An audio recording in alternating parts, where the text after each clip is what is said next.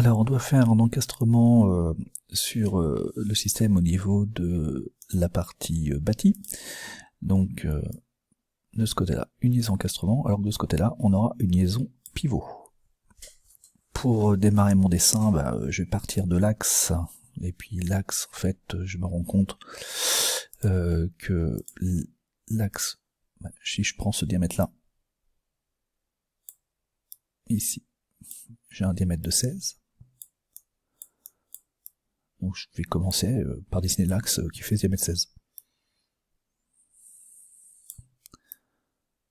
Voilà.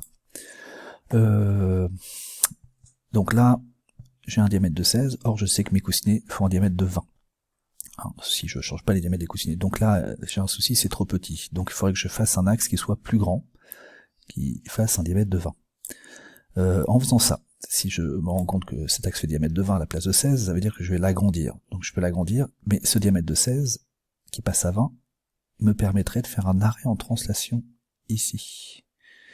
Donc ça, c'est assez intéressant, parce qu'en fait, je vais supprimer le diamètre de 16, je vais repasser sur un diamètre de 20, ce qui fait que, en faisant cet agrandissement, qui me permettra de mettre mes coussinets tout à l'heure, je vais pouvoir donc faire un arrêt en translation. Maintenant que j'ai fait un arrêt en translation, mon axe qui fait diamètre 16 et qui s'arrête sur ce petit épaulement, il va falloir que je le positionne. Et on me dit que je dois le positionner par soudage. Je vais le positionner par soudage, je vais éviter de mettre le soudage de ce côté-là. Parce qu'en mettant le soudage de ce côté-là, je vais me retrouver avec la problématique qu'on avait avant avec l'entretoise qu'on était obligé de modifier. Donc moi, je vais plutôt continuer mon axe, le faire un peu plus grand, et comme ça, je vais pouvoir sans problème faire ma soudure à un niveau accessible, ici. Donc la soudure, je la mets là. Voilà.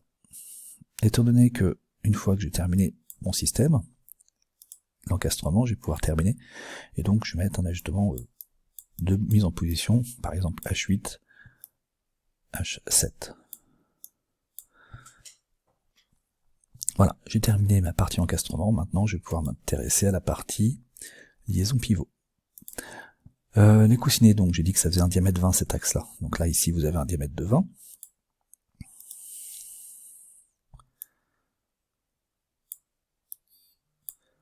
Donc, diamètre 20. Je vais donc rajouter mes coussinets, qui vont être dans la partie poulie.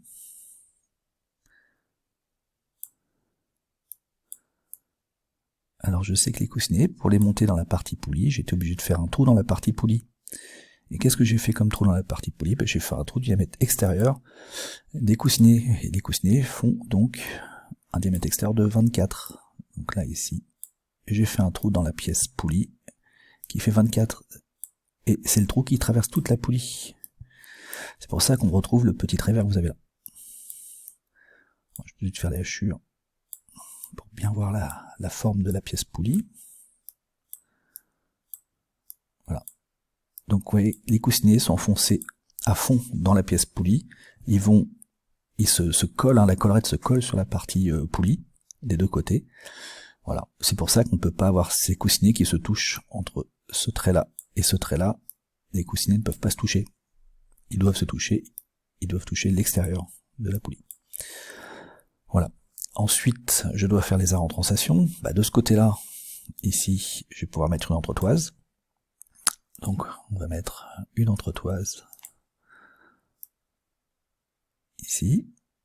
L'entretoise n'a pas besoin d'être exactement au même diamètre que l'axe. Elle peut être un peu plus grande. Naturellement, mon coussinet, faut qu'il soit suffisamment large. Là, il est un petit peu petit. Hop, je vais l'agrandir un tout petit peu. Voilà. Donc, l'entretoise, elle peut donc avoir un diamètre de perçage de 21 pour 20, là, l'axe de 20.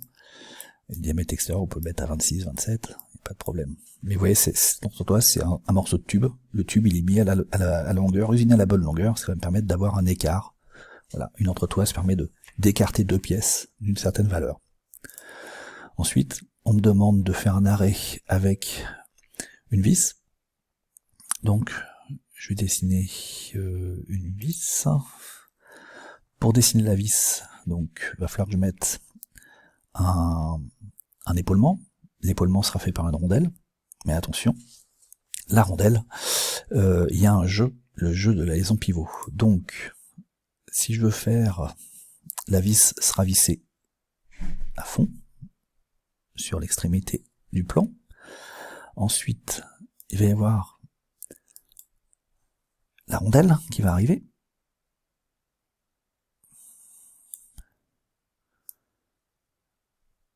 Voilà. Cette rondelle, elle a un trou.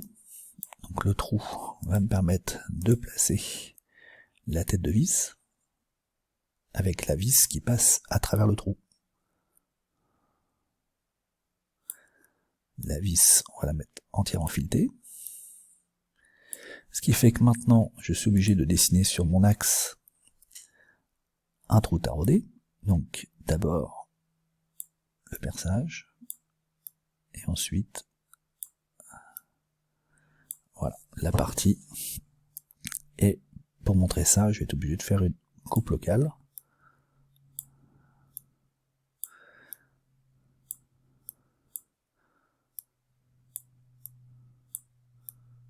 Voilà. Je vais terminer la rondelle, parce que la rondelle, elle a des hachures. Voilà. Je vais finir les hachures de la partie coussinée.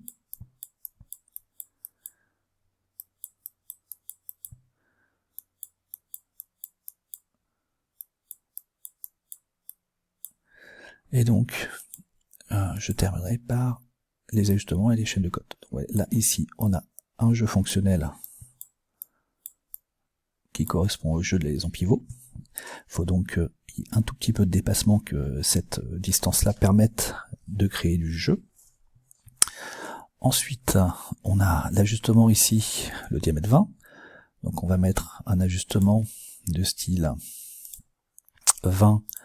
Alors, on va mettre du H8 F7. Voilà. Et puis pour l'autre ajustement qu'on va avoir à mettre en place ici, sur le perçage, donc à cet endroit-là, c'est un diamètre de 24. Je vais l'écrire ici. Diamètre 24. Et cette fois-ci, c'est un serrage. Donc, comme ça doit être un serrage, on va mettre H7 S6. Donc voilà, on a terminé notre conception. Donc avec le jeu de la liaison pivot, la vis est complètement vissée en bout d'arbre avec la réalisation correcte d'un taraudage.